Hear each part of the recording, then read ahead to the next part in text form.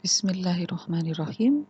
Ini adalah slide khusus yang membahas tentang perhitungan dalam analisis kadar gula, dalam hal ini gula total dan gula reduksi. Hal pertama yang harus kita tentukan dalam analisis gula total dan gula reduksi adalah menentukan faktor pengenceran. Hal ini penting agar absorbansi sampel bisa berada di antara absorbansi kurva standar. Nah, bagaimana cara menentukan faktor pengenceran? Yang pertama, kita harus memperkirakan kira-kira berapakah kadar glukosa bahan lewat literatur. Jadi kita harus mencari dulu kira-kira berapa. Yang kedua, angka perkiraan tadi kemudian harus dibagi menjadi suatu angka yang konsentrasinya terletak di dalam konsentrasi kurva standar. Jadi, misal kadar glukosanya berapa miligram atau berapa gram gitu di dalam bahan, maka kemudian kita bagi dengan suatu angka, suatu faktor pengenceran, supaya nanti konsentrasi itu berada di antara konsentrasi kurva standar, yaitu di antara 2 hingga 10 mg per 100 ml atau 0,02 hingga 0,1 mg per mililiter. Kita lihat nanti di slide berikutnya. Ini adalah contohnya. Misal, literatur yang dipergunakan adalah SNI, kemudian sampelnya adalah madu. Menurut SNI untuk madu, kadar gula reduksi pada madu minimal adalah 65%. Jadi kalau madu murni, minimal mengandung gula reduksi 65%. Artinya, setiap 1 gram madu alias 1000 mg madu, maka minimal berat gula reduksinya adalah 650 mg. Nah, kita perkirakan saja bahwa di dalam madu murni yang akan kita uji itu, kadar gula reduksinya adalah 650 mg. Bisa lebih banyak lagi memang. Nah, kemudian kita ambil suatu angka di dalam konsentrasi kurva standar. Konsentrasi kurva standar kan tadi di antara 2 sampai 10 mg per 100 ml. Nah, kita ambil angka misalnya 6,5 lah, biar gampang membaginya ya. Misal 6,5 mg per 100 ml gitu ya, atau 0,065 mg per mililiter. Kemudian 650 mg tadi kita bagi dengan 0,065, didapatkan angka 10.000. Berarti tadi faktor pengencerannya minimal 10.000 ya, berarti sekitar 10.000. Maka kemudian tahap selanjutnya adalah merencanakan bagaimana pengenceran 10.000 itu dapat dicapai. Hal ini bergantung pada alat yang tersedia di lab. Kalau di lab kita, itu di lab teknologi pangan, itu labu ukurnya yang tersedia adalah 100 dan 50 mili. Maka kita harus mengencerkan dengan volume maksimal 100 atau 50. Kuncinya adalah dengan membuat pembilang. Kan kalau pembagian itu ada pembilang dan penyebut. Nah, pembilang harus dibuat dengan angka 100 atau 50 sesuai dengan ukuran labu ukur. Contohnya, angka 10.000 itu bisa dicapai pada seri pengenceran 100 dikali 100 atau 100 bagi 1 dikali 100 dibagi 1.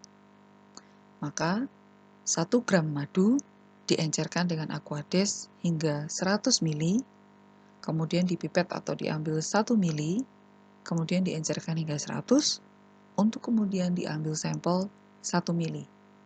Maka dari sini kita bisa mencapai faktor pengenceran 10.000, karena 100 diambil 1, 100 diambil 1. Kemudian kita bisa mengkontrol berapakah perkiraan konsentrasinya. Pada larutan A, 1 gram madu mengandung 650 mg. Diencerkan dalam 100 mili, berarti kadarnya adalah 650 mg per 100 ml atau 6,5 mg per mililiter.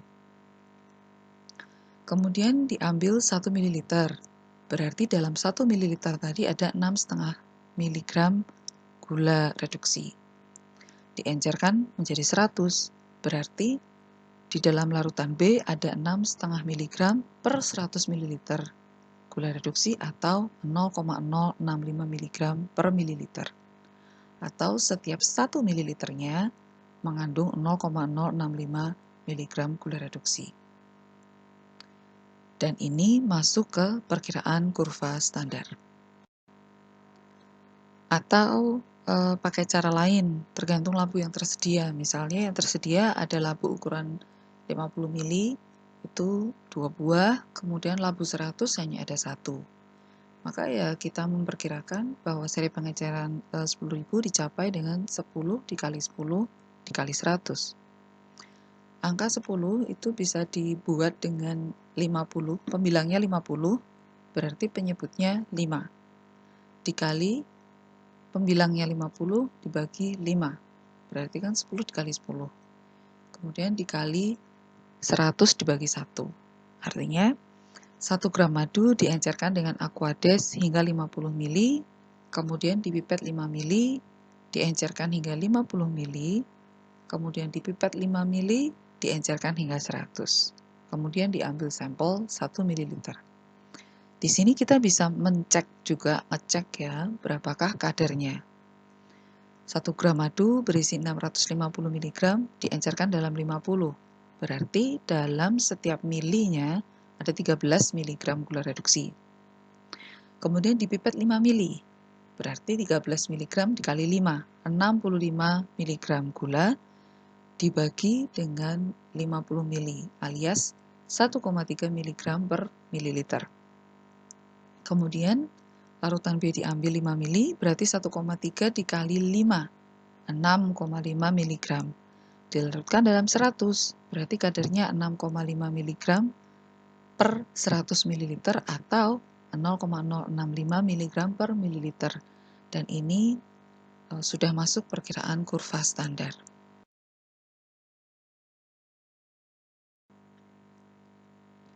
Perlu kita ingat kembali bahwa gula total adalah total antara gula reduksi dan gula non-reduksi. Kalau gula reduksi kan bisa bereaksi dengan oksidan. Kalau gula non-reduksi tidak bisa. Maka untuk menghitung gula total, gula non-reduksi perlu diubah dulu, dihidrolisis menjadi gula invert. Gula invert inilah yang kemudian nantinya akan bereaksi dengan oksidan sehingga jumlahnya dapat diukur. Perhitungan pada analisis gula reduksi gula total melibatkan 5 tahap, yaitu yang pertama perhitungan dari kurva standar, kemudian dihitung kadar gula reduksi, kemudian setelah terjadi hidrolisis atau inversi dihitung kadar gula invert, kemudian dari gula invert dihitung kadar sukrosa, kemudian dari gula reduksi dan sukrosa dihitung kadar gula total. Seperti apa perhitungannya lebih lengkap dijelaskan di slide berikutnya. Pertama, perhitungan kurva standar. Kurva standar menggambarkan absorbensi glukosa pada kadar tertentu. Semakin tinggi kadar glukosa, semakin tinggi molibdenum, semakin tinggi absorbensinya. Sehingga kurva standar dapat digunakan untuk memperkirakan berapa sih kadar glukosa pada sampel jika absorbensi pada sampel itu diketahui dari analisis. Jadi sumbu X menggambarkan konsentrasinya, sumbu Y menggambarkan absorbensinya. Dari persamaan kurva standar diketahui Y sama dengan AX plus B. Kalau nilai B-nya positif, berarti nilai konsentrasi gula reduksi dihitung dari absorbensinya dikurangi nilai B dibagi A. Nah, bagaimana kalau nilai B-nya minus? Ya, tinggal pindah ruas berarti jadi positif. X sama dengan Y plus B per A. Nah, setelah diketahui rumus kurva standar tadi ya, pertama kita menghitung kadar atau konsentrasi gula reduksi di awal atau GR awal. Jadi ya X sama dengan Y min B per A. Dari X kita hitung kadar gula reduksinya, yaitu nilai X tadi dikalikan volume sampel, dikalikan faktor pengenceran, kemudian dibagi berat awal sampel dalam gram, sehingga dapat dihitung kadar gula reduksi awal, jadi gula reduksi yang asli dalam bahan ya, dalam satuan miligram per gram. Nah, kita masuk ke perhitungan gula invert nih. Jadi setelah analisis awal diketahui konsentrasi gula reduksi dari bahan, kemudian untuk menghitung gula total kita perlu menginversi atau mengubah gula non-reduksi melalui proses hidrolisis. Setelah itu hasil gula non-reduksi yang dihidrolisis tadi atau kita sebut gula invert itu dianalisis sehingga dapat diketahui absorbensi sampel dan FP. Dari persamaan kurva dihitung X atau konsentrasi gula reduksi setelah inversi.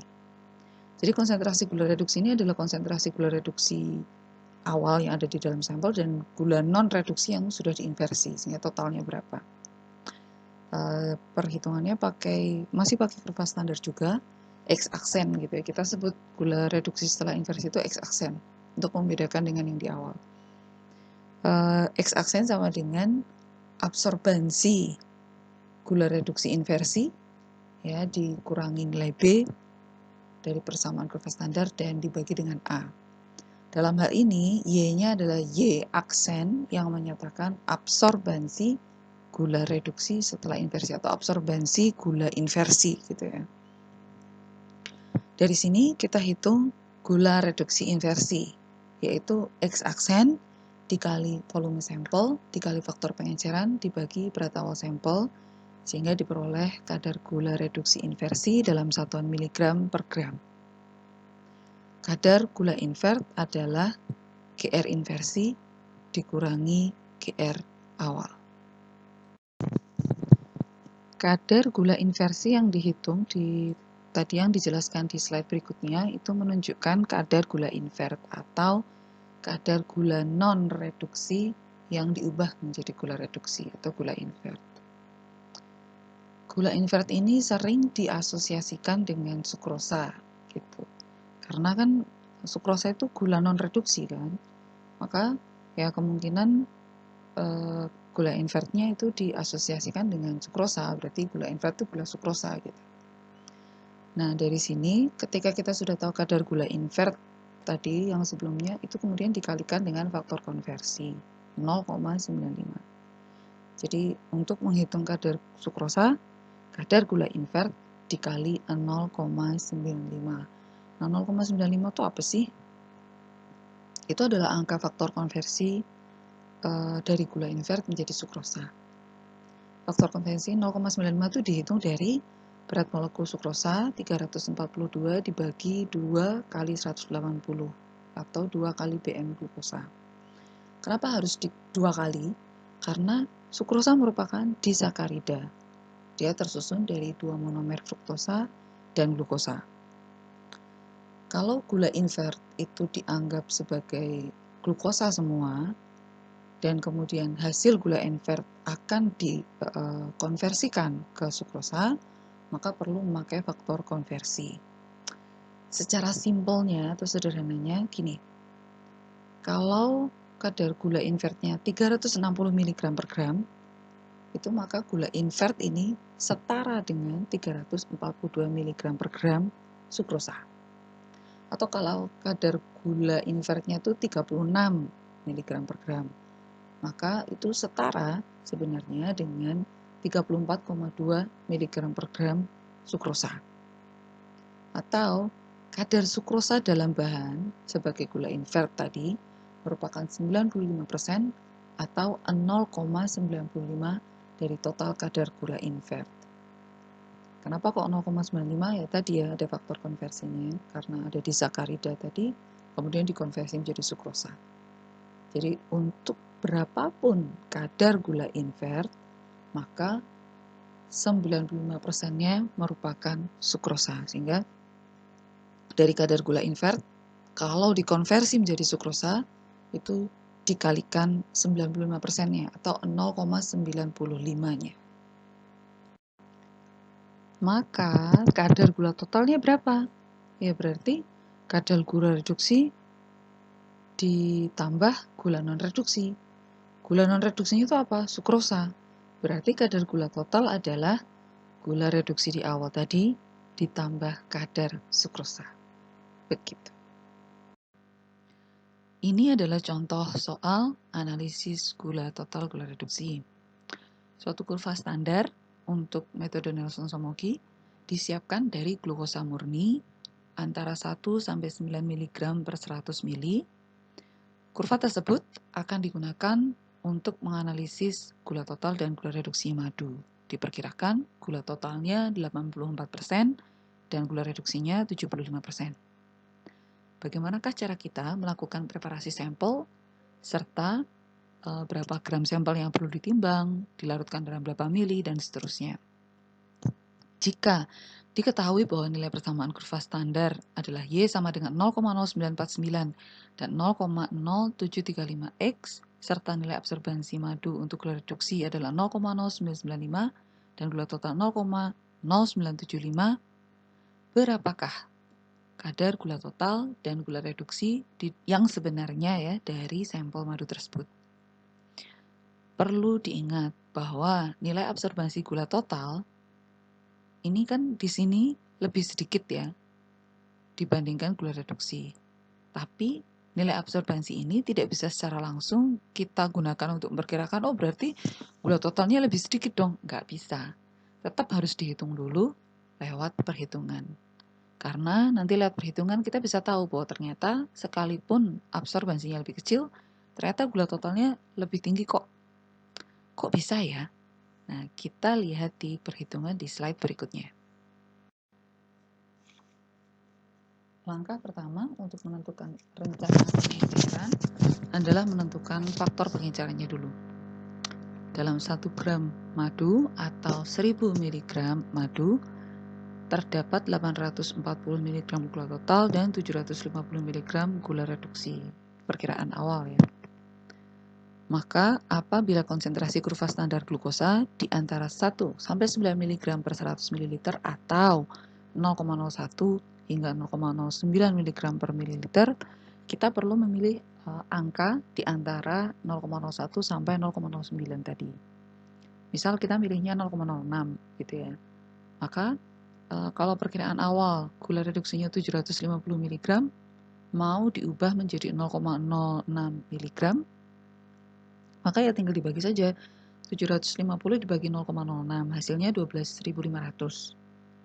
Angka 12.500 itu bisa kita bagi gitu ya, bisa diperoleh dari perkalian 5 dikali 25 dikali 100. Kalau pembilangnya itu 100, maka angka 5 itu diperoleh dari 100 dibagi 20. 25 itu 100 dibagi 4. Kemudian 100 itu 100 dibagi 1.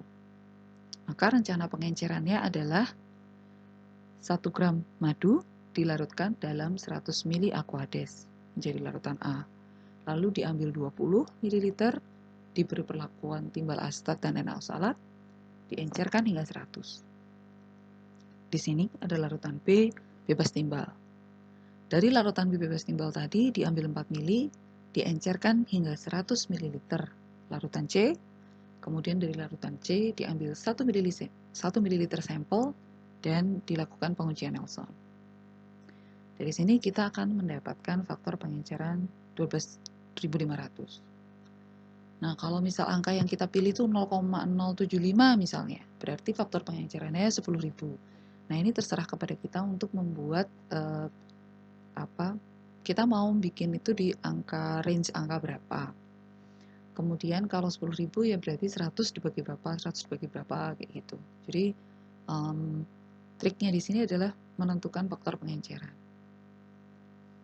Kemudian untuk gula total, karena konsentrasi gula total itu kan lebih besar daripada gula reduksi, maka FP-nya juga lebih besar. Misalnya kalau gula reduksinya itu 12.500, maka untuk analisis gula total FP-nya 25.000. Nah, itu juga bisa.